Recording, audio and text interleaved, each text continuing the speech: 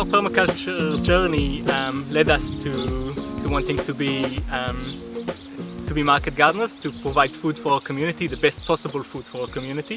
This was not an obvious growing site.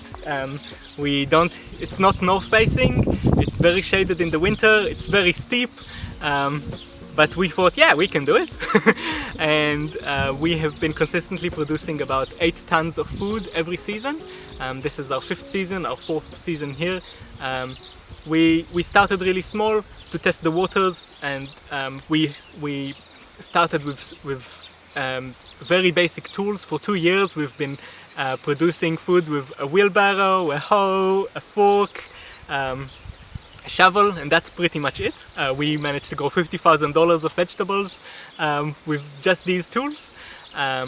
So we have used a lot of observation about the land, how to design the gardens that they will be the most productive, and that will be the best way to control how the water moves and how the soil moves, and to work with the contours on this complicated site, and how to maximize production, how to standardize our beds. So we've done a lot of walking, a lot of marking, a lot of testing of plots. So I think we're maybe at around 80% efficiency. We can have the gardens even more productive than they are. We started small. We built the gardens in small increments, which was with deciding where our tunnel houses will go, how our irrigation goes. We've laid our irrigation on the top of the ground so we can move it, and we have moved it. Yeah, it was really key to observe, do experiments, observe how they do, and then see what works and expand on that. We have been putting over 3 centimeters of compost on every bed a season. That accumulates to about 1,000 wheelbarrows and 60 cubic meters of compost, and about 4 tons of solid fertilizers, mainly as crushed rock. And our last soil test, the feedback that we got from the company who specializes in biological agriculture and soil mineralization is that they hardly see any beds any gardens that are reach this nutrient density.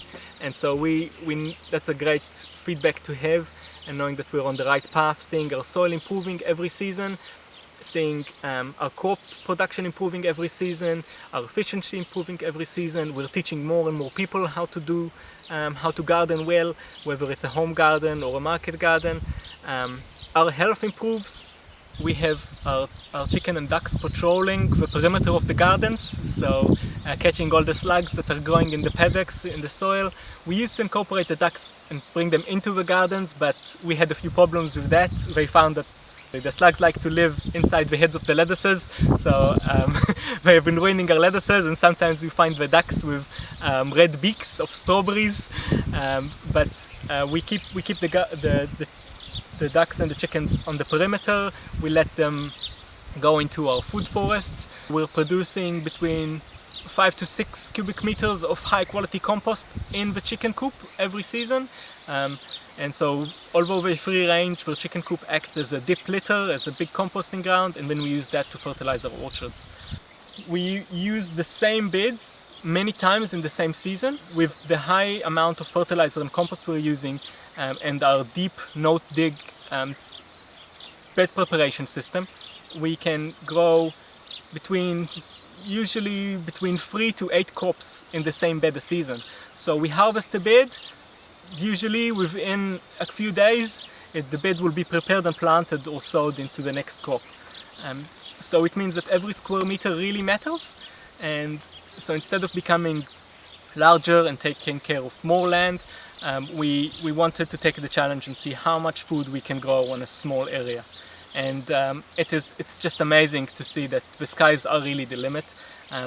There is no question we can still do better, and we're very proud of what we've achieved. It's a great privilege to be doing something that is a win-win situation, caring for people, caring for the earth, and creating abundance.